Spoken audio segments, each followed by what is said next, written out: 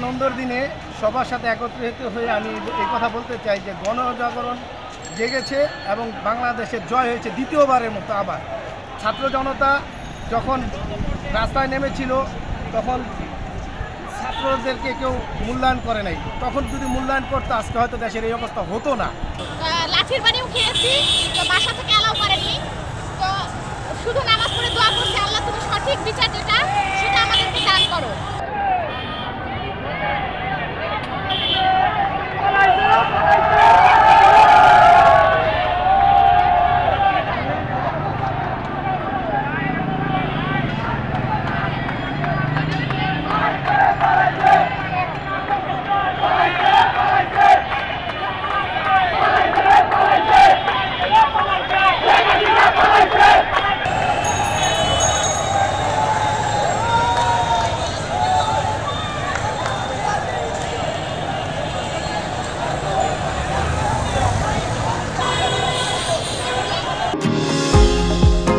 New York থেকে সম্প্রচারিত TVN 24 television বিশ্বজুড়ে বাঙালির কণ্ঠস্বর।